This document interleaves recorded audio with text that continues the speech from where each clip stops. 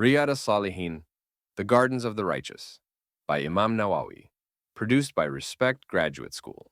Chapter 65, Quranic verses, The Obligation to Obey Those in Authority. O you who believe, obey Allah and obey the Messenger, and those from among you who are invested with authority. An-Nisa 459.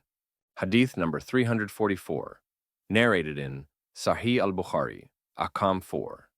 Jihad 108, Sahih Muslim, Imara 38. Ibn Umar, may Allah be pleased with him, reported that the Prophet, peace and blessings be upon him, said, "A Muslim man must hear and obey both in respect of what he likes and dislikes, unless he is commanded to do a wrong action. If he is commanded to do a wrong action, he should not hear or obey." Hadith number 345, narrated in Sahih al-Bukhari, Ahkam 43, Sahih Muslim, Imara 90. Ibn Umar, may Allah be pleased with him, said, "When we used to give allegiance to the Messenger of Allah, peace and blessings be upon him, to hear and obey, he would say to us, 'Insofar as you are able.'" Hadith number 346, narrated in Sahih Muslim, Imara 58. Ibn Umar, may Allah be pleased with him, said, "I heard the Messenger of Allah, peace and blessings be upon him, say, 'Anyone who removes his hand from obedience will meet Allah on the day of rising with no proof. Anyone who dies without having given the oath of allegiance will die the death of the Jahiliyyah." Hadith number 347, narrated in Sahih al-Bukhari, Ahkam 4. Anas, may Allah be pleased with him, said, "The Messenger of Allah, peace and blessings be upon him, said, 'Hear and obey, even if an Abyssinian slave with a head like a raisin is appointed over you.'"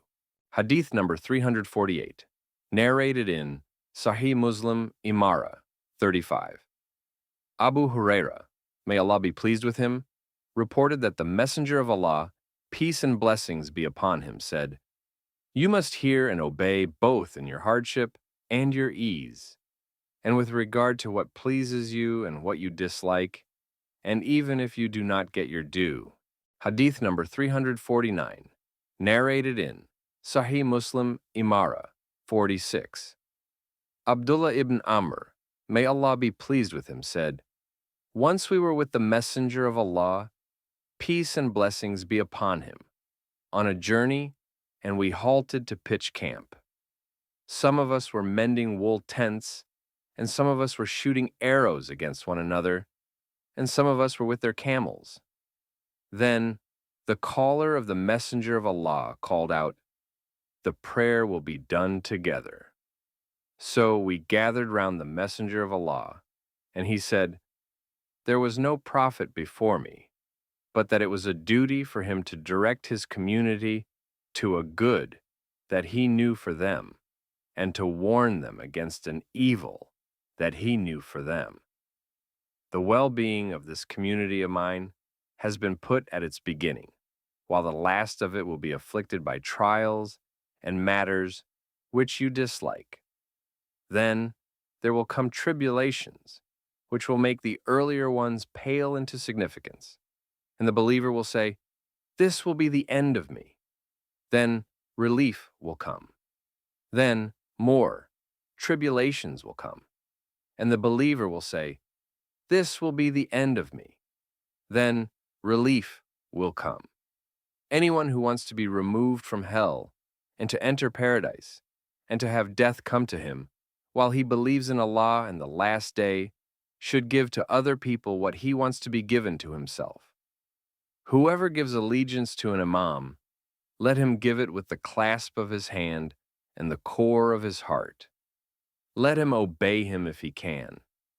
If another comes to depose him, then strike the neck of that other." Hadith number 350, narrated in Sahih al-Bukhari, Ahkam 1, Sahih Muslim, Imara 32. Abu Huraira, may Allah be pleased with him, said, "The Messenger of Allah, peace and blessings be upon him, said, Whoever obeys me has obeyed Allah, and whoever disobeys me has disobeyed Allah. Whoever obeys the Amir has obeyed me, and whoever disobeys the Amir has disobeyed me. Hadith number 351, narrated in Sahih al-Bukhari, Fitan. 2. Sahih Muslim, Imara. 56.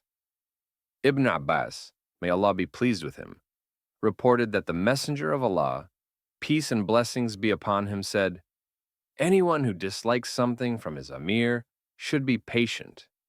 Anyone who abandons obedience to the Amir for even a short time dies the death of the Jahiliyyah."